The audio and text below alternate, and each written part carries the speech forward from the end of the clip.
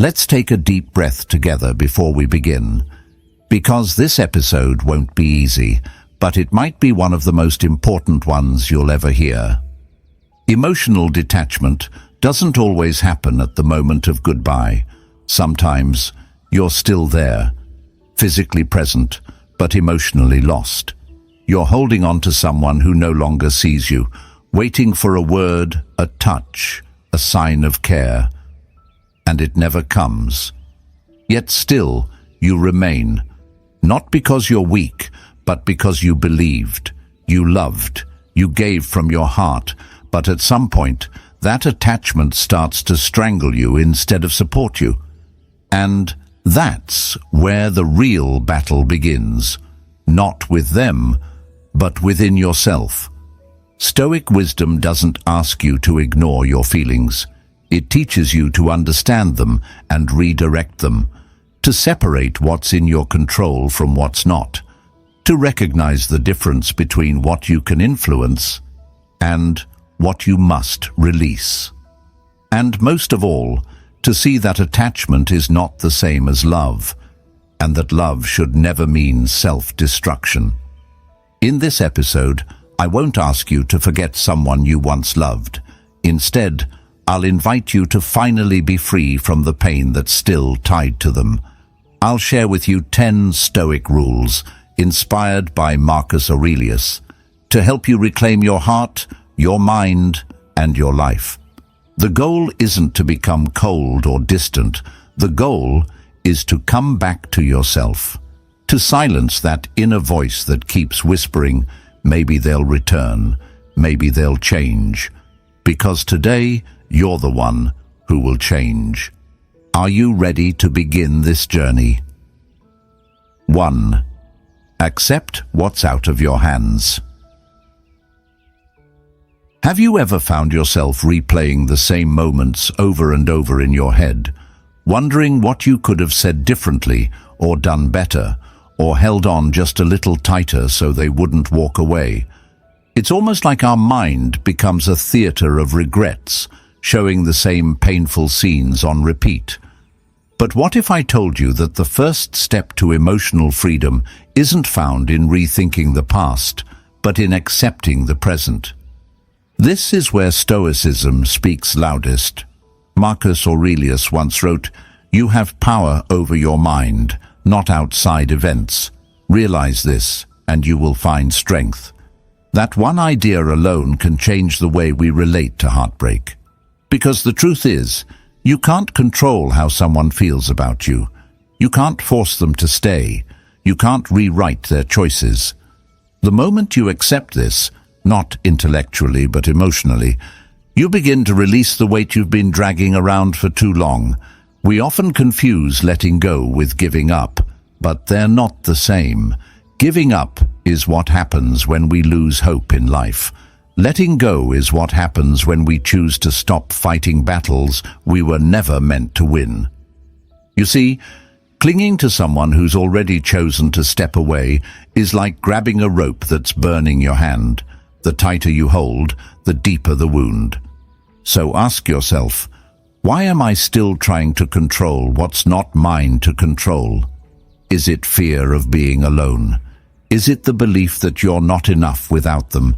Is it the illusion that closure will finally bring peace? Whatever it is, the cost is too high, because the more you try to hold on to them, the more you lose yourself. Detachment starts with a shift in responsibility. It means saying to yourself, I am only responsible for how I love, not how they receive it. I am responsible for how I show up, not whether they recognize my worth. I am responsible for how I heal, not whether they come back. That shift is power. That shift is peace. Think of a tree shedding its leaves in autumn. It doesn't panic. It doesn't cling. It lets go, not because it failed, but because the cycle is part of its nature. The same applies to us. People come and go. Feelings change. What was once certain becomes uncertain. It hurts, yes, but resisting this reality won't bring comfort. It only brings suffering. So instead of asking, why did they stop caring? Ask, what part of me is still trying to change what's already done? Instead of hoping they'll wake up and realize what they lost, wake up yourself and realize what you've been losing while waiting. Time, energy, clarity, self-respect. Here's the hard truth. Healing doesn't begin when they come back. It begins the moment you stop needing them to. Start with this. Sit with it. Accept it. Not because it feels good, but because it sets you free. 2. Stop romanticizing what hurt you. Why is it that when someone walks away, we suddenly start remembering only the good parts?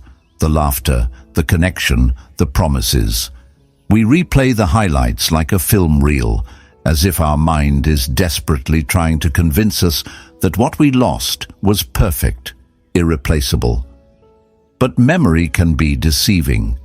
Pain has a strange way of rewriting the past, polishing over the red flags, editing out the silence, the distance, the moments that made you feel small. This is one of the greatest emotional traps. Not the person themselves, but the idea of who they were. That's what we cling to. That's what keeps us stuck. You're not in love with them anymore. You're in love with the version of them that exists in your memory, carefully curated by a heart that doesn't want to let go. But Stoicism reminds us we must see things as they are, not as we wish them to be. Epictetus once said, "It's not what happens to you, but how you react to it that matters." When we romanticize someone who hurt us, we are reacting from emotion, not from clarity. We are choosing illusion over truth. And every time we revisit that illusion, we pour energy into a ghost that cannot love you, cannot show up, cannot heal you. It's time to take the pedestal down, to stop idealizing someone who couldn't give you what you needed. Maybe they weren't bad. Maybe they were just unavailable or unaware or not ready for the kind of depth you brought. But either way, they left a scar, and pretending they didn't is not strength. It's denial. Think about this. If someone repeatedly made you feel anxious, unseen, or not enough, is it really love that you're missing? Or is it the comfort of familiarity, the fear of starting over, the longing for who you were when you were with them? You owe it to yourself to be honest here, because clarity isn't cruel, it's compassionate. This isn't about bitterness, it's about protection. When you stop romanticizing the past, you stop inviting it back into your heart. You start to see the full picture, the beauty, yes, but also the pain. And only when you see both can you truly let go. So the next time your mind drifts back to those moments, pause. Ask yourself, am I remembering the truth, or am I creating a fantasy that keeps me stuck? Because healing doesn't mean forgetting, it means facing the past with open eyes and an open heart, and choosing yourself anyway. Let go of the story, let go of the fantasy, and in that space, begin writing something new, something real, something where you are no longer a second choice in your own life. 3. Create distance to regain clarity. When emotions are raw, proximity becomes poison. Staying too close to someone you're trying to let go of, whether physically, digitally, or emotionally, only deepens the wound. It's like trying to dry your clothes in the rain. You keep hoping for healing, but you're still standing in the very storm that soaked you. That's why the Stoics emphasized separation, not just from people, but from the impulses and illusions that blur our judgment. Marcus Aurelius wrote, "You must build up your life action by action, and be content if each one achieves its goal as far as possible. But you can't take action, you can't rebuild your strength, if your mind is still orbiting around someone else's gravity." Emotional detachment doesn't begin with indifference, it begins with distance. Distance that clears the fog. Distance that allows you to see what was real, what was projection, and what was never truly aligned to begin with. This doesn't always mean blocking or disappearing, though sometimes that's necessary. It means drawing boundaries that protect your mental state. Stop checking their social media. Stop reading old texts like they're sacred scripture. Stop feeding the habit of wondering what they're doing, who they're with, or if they think about you. Because every time you do, you hand over a little more control, not to them, but to the version of them that lives rent-free in your mind. There's a kind of power that only returns when you reclaim your attention, and clarity is born from space. When you step back, you begin to see the dynamics clearly, the things you tolerated, the parts of yourself you lost in the process, and the way you settled just to feel needed. You start to remember who you were before the confusion, and more importantly, you begin to see who you could become after it. Think of your mind as a room. As long as that person is sitting in the center of it, there's no space for you to think, feel, or breathe freely. But when you open the windows, when you let the air of detachment in, the noise settles, the temperature cools, and for the first time you can hear yourself again. So ask yourself, what am I still holding on to that keeps me close to them? What would happen if I gave myself a week, a month, or even a day without their shadow hanging over me? The answers may scare you, but they will also liberate you. Detach not because you don't care anymore, but because you finally care enough about yourself to create room for peace. Detach so you can return to yourself, not the self they liked, not the self they broke, but the self you're meant to be now. 4. Master your reactions, not their behavior. We spend so much time trying to decode the actions of others. Why did they pull away? Why did they change? Why are they so cold now when they used to be so warm? It becomes a full-time mental job, trying to predict, analyze, and make sense of someone else's emotional weather. But here's the problem. The more you focus on them, the less you understand yourself. And that's the trap. That's where emotional attachment quietly feeds itself, through your obsession with things you cannot control. The Stoics taught a radical yet liberating truth. It is not things that disturb us, but our judgment about them. You don't suffer because they moved on. You suffer because of what you tell yourself about their silence. You don't ache because they changed. You ache because you expected them not to. It's your interpretation, not their behavior, that cuts deepest. And here's where you reclaim your power, by mastering your reactions. When they ignore you, you don't chase. When they post something that feels like a dagger to your chest, you don't spiral.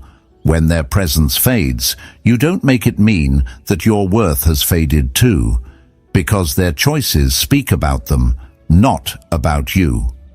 Your reaction is where your freedom lives. And the moment you start choosing your response instead of reacting impulsively, you become untouchable. This doesn't mean you numb your emotions. It means you observe them. You give yourself the space between stimulus and response. You breathe through the trigger instead of becoming it. It's not easy, especially when love is still alive inside you. But it's essential, because every emotional outburst, every over-analysis, every desperate message, it only feeds the very fire you're trying to extinguish. You don't need to change how they act. You only need to change how you interpret it. Imagine the strength that comes from someone treating you with indifference, and you still choosing dignity. From someone pulling away, and you still choosing self-respect. That is the Stoic response.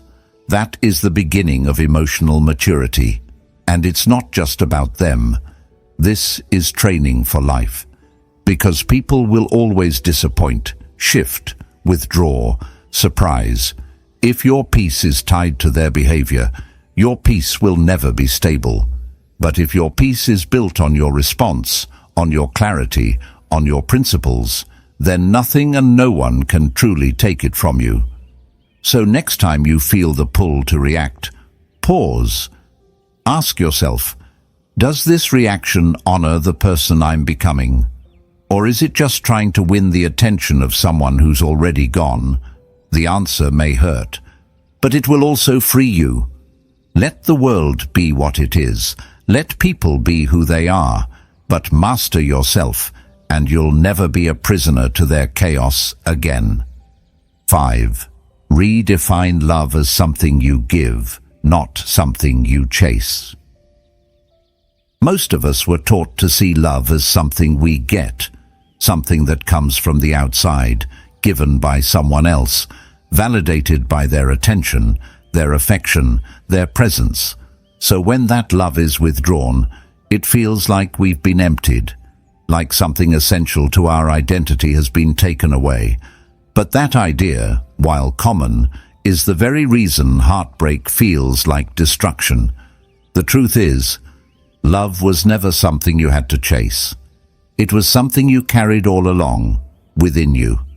The Stoics didn't write much about romantic love in the way we think of it today, but their core philosophy touches something deeper. They taught that virtue, living with reason, integrity, and alignment, is the highest good. And love, real love, is virtuous.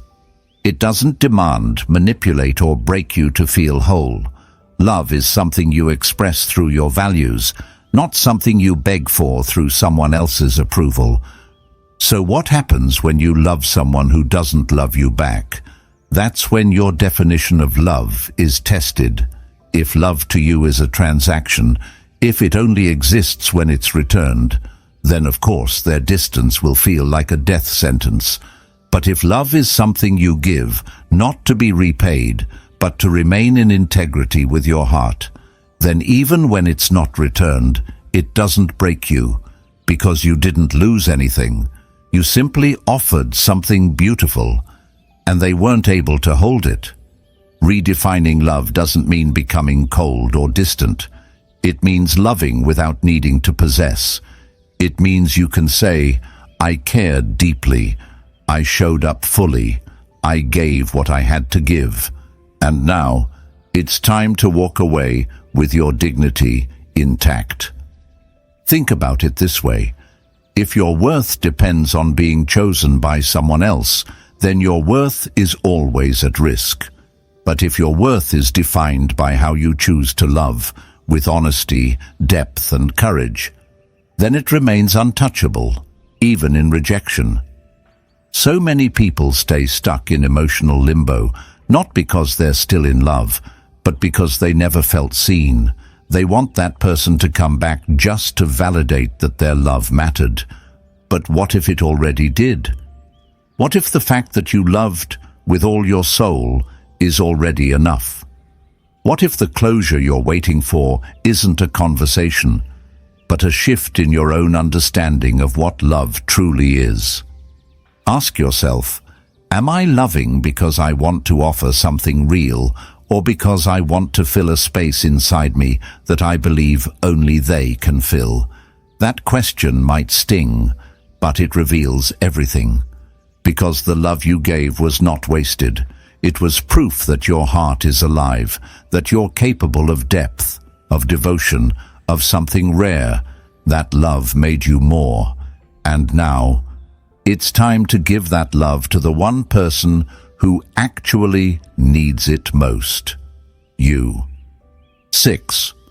Don't confuse pain with connection.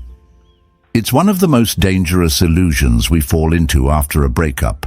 The idea that if it still hurts, it must still mean something, that the ache in your chest is a sign that the bond is unbreakable, that the pain is proof of depth, of love, of a story that isn't finished yet.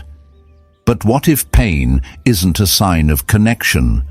but a sign of resistance?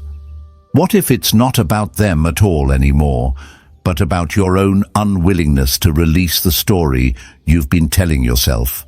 You see, the mind craves meaning. When someone we care about leaves, the brain scrambles to fill the gap, and because the silence is unbearable, we start to assign value to the pain. We make it sacred. We say things like, "I still feel this way because what we had was real." But real love shouldn't trap you in suffering. Real connection doesn't survive on misery. If the only thing keeping them alive in your heart is your sadness, then that's not love. That's a wound. The Stoics taught us to look past surface emotions and observe the deeper mechanics. As Epictetus said, when something happens, the only thing in your power is your attitude toward it. You can either accept it or resent it. Pain is inevitable, but how we interpret that pain, how we build stories around it, that's where our freedom begins or ends. There are people who stay emotionally attached for years, not because the love is alive, but because the pain has become familiar. They've wrapped their identity around heartbreak. They start to fear who they'd be without it. That's not connection, that's captivity. It's emotional inertia. It's forgetting that you're allowed to feel something deeply and still let it go. So here's a hard question. Are you still in love, or are you just addicted to the feeling of missing them? Because sometimes longing becomes a habit, and if you're not careful, you begin to equate sadness with significance. You begin to believe that moving on would somehow disrespect what you felt. But it's the opposite. Letting go isn't betrayal. It's the ultimate act of respect. Respect for yourself. Respect for what was. Respect for what deserves to come next. If the pain is still sharp, that's okay. That means you're human. But don't worship it. Don't feed it. Don't sit with it so long that it becomes your home. You are allowed to honor your feelings without letting them define your future. So next time your chest tightens and your mind drifts back, ask yourself this: is this real love, or just an echo of something I haven't fully released yet? The answer might not come right away, but just asking the question moves you closer to peace. And that peace, it's not the end of the connection, it's the beginning of a new one, between you and your freedom. 7. Focus on who you're becoming, not who you've lost. After someone leaves, it's easy to feel like the story is over, like the chapter closed not just on a relationship, but on you, your joy, your direction, your sense of self. You don't just grieve them. You grieve the version of yourself that existed when they were by your side. And in that emotional fog, we make a quiet, unconscious mistake. We start living in reverse, looking back, remembering, comparing, wondering. But healing doesn't happen backwards. It begins the moment you shift your gaze from who walked away to who you're becoming now. Stoicism isn't about burying your emotions, it's about directing them, and that direction should always lead you closer to your values, your clarity, your evolution. Marcus Aurelius said, "Waste no more time arguing what a good man should be. Be one." The same applies here. Don't spend your life wondering what the relationship could have been. Spend your life becoming the person who doesn't need it anymore. Pain has a strange way of showing us what truly matters. It humbles us, strips away our illusions, forces us to confront the parts of ourselves we overlooked while loving someone else. Maybe you abandoned your passions to keep them comfortable. Maybe you made yourself small to make space for them. Maybe you gave, and now you don't even remember what it feels like to receive. That's not your failure. That's your awakening. Because here's the truth. They may have left your life, but the lesson didn't. And that lesson is sacred. It holds the blueprint for the next version of you, wiser, stronger, more aware, but you can't meet that version while you're still chasing ghosts. So the question becomes, what will you build now that they're gone? Not out of revenge, not to prove anything, but because the time and energy you once gave to them now belongs to you. Start small. Reconnect with your habits. Revisit the goals you shelved while waiting for their attention. Read something that expands your mind. Move your body. Speak to yourself with the kindness you kept giving away. Day by day, these aren't just actions, they're declarations. They say, I'm not stuck in the past. I'm not defined by what I've lost. I'm building something better now, from the inside out. It's okay to look back. It's okay to miss them. But don't stay there, because your future is not behind you. And the person you're becoming, the one who made it through, who chose clarity over confusion, self-worth over chasing. That person deserves your full attention. Let their absence be the space where your growth begins. Let the silence become your canvas, and let your life speak, not in whispers of what was lost, but in loud, clear actions of who you are now becoming. 8. Protect your peace like it's your most valuable possession. When someone leaves your life, especially someone who meant everything, it's tempting to think the door is still open, that maybe, just maybe, they'll walk back in. So we leave little cracks in our boundaries. We stay emotionally available. We check in on them. We keep one eye on their life, just in case. But here's the danger. Every time you leave that door unlocked, you invite chaos into the one place that should be sacred, your inner peace. The Stoics believed that peace wasn't something we find outside of ourselves. It's something we build, decision by decision, boundary by boundary. Seneca wrote, "No man is more unhappy than he who never faces adversity, for he is not permitted to prove himself." What he meant was, peace isn't passive. It's forged in the fire of what we allow, what we tolerate, and what we walk away from. So ask yourself, what am I still allowing that disrupts my peace? Maybe it's replaying old conversations in your mind. Maybe it's hoping for a message that never comes. Maybe it's checking their updates, their stories, their life, as if watching them live will help you feel alive again. But you know it doesn't. It only deepens the wound. Protecting your peace means closing the emotional tabs they still occupy. It means choosing not to respond when they reach out just to check in, not because you're bitter, but because you're healing. It means resisting the urge to prove your worth or to remind them of what they lost, because the more you try to get a reaction from them, the more you hand them the remote control to your emotional state. You have to stop letting someone who's no longer in your life control the volume of your thoughts. Imagine your peace as a fire you're building. Every thought, every choice, every new boundary, it adds warmth. But every time you let them back in without purpose, without clarity, it's like pouring cold water on the flames. And you wonder why it's so hard to feel steady again. Here's the truth. Your peace is not something anyone else will protect for you. It's your job. And that might mean silence. That might mean blocking.